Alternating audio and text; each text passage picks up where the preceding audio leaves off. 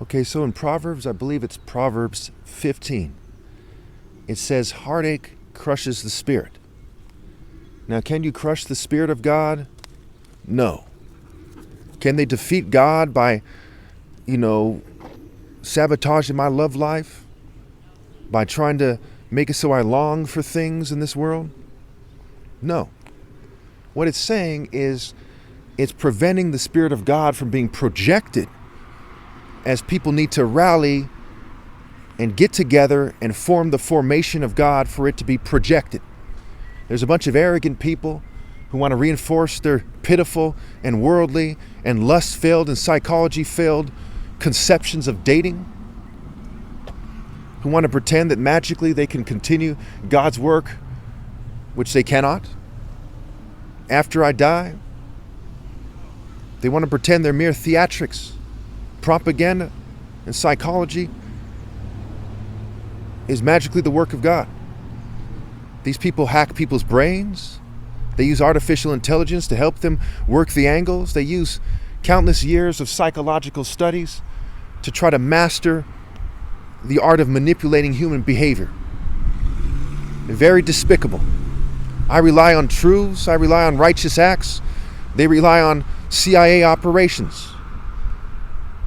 They rely on clandestine operations, surreptitious activities, the activities of the wicked who pervert the course of justice, who accept bribes in secret, who resort to coercion and blackmail, who threaten females to not date me, who are parts of various groupings in society, church groupings, social clubs, Masonic groupings, that raise children to go in the wrong direction. They're better off that a millstone is put around their neck and they're thrown into the sea than to lead the youth astray. But they don't hesitate. They are rapacious wolves that refuse to accept correction from God. They refuse to come into focused moral intensity. They refuse to accept that righteousness is greater than life itself.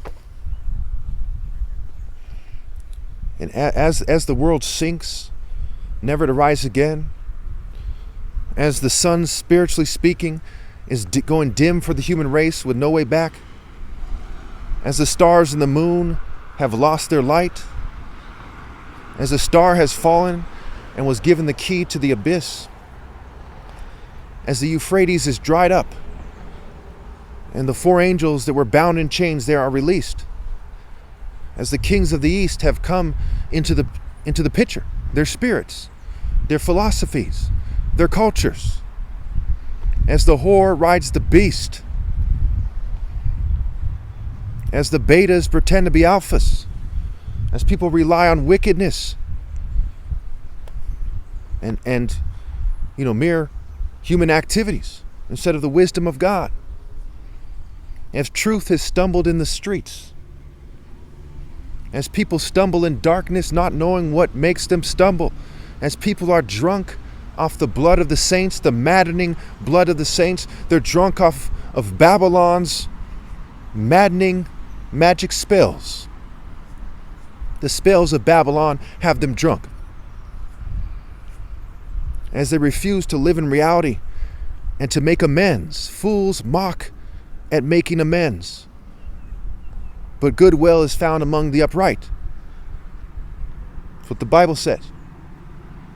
A corrupt witness mocks at justice. They're mocking. They're faking. At times they're making fun of. It's like rock and roll, mock and roll. What role are they playing? What role is the corrupt businessman playing? The liar in the church? The rocker and the rap star?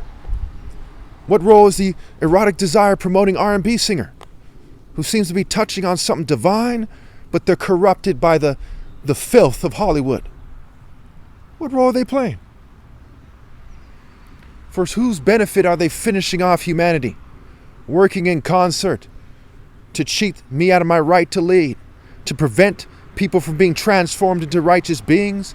Instead, they pervert their very souls. They make them depraved beings. They make a decadent society. They trample on the possibility of having a moral fabric in society to build on.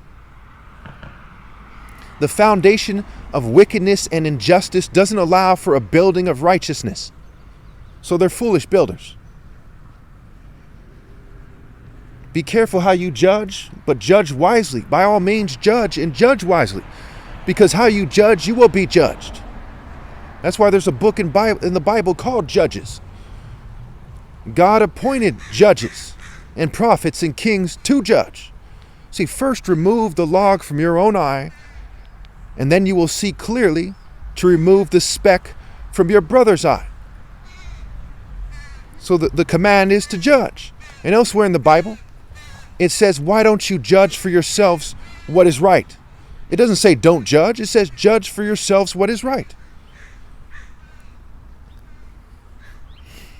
And in my case, when I sit on the throne, I sit on the throne in judgment, judging on behalf of God. God has given me the power to damn nations, to damn individuals, to damn churches, mosques, and synagogues to hell for their rebellion. God has given me the moral high ground, the logic-based high ground, to make decisions and statements that others can't. And if they try to hack people's brains, including mine, does that take away from it? No. If they hacked a bird and the bird was flying, and can they take credit for the birds flying? No. If they hacked a cheetah and the cheetah was running fast, could they take credit for the cheetah running fast? No. When they attempt to hack the brain of a righteous man, the most righteous person that ever lived, can they take credit for my righteousness? No. Can they pretend that they're conveying God's judgment and not me? No. For them to go through the motions of that, makes them like Harry Potter, but far less significant than that, far less powerful than somebody who has no power at all, like the idea of Harry Potter. They wave their magic wands. Well, I have a scepter of justice. They do mere magic tricks. Well, I do the sacred arts of God. They play stupid mind games with their psychological campaigns. Well, I tell the truth, which is sharper than any double-edged sword. I have triumphed over the wicked, and any argument to the contrary is laughable. It's detestable. It's damnable. Thank you.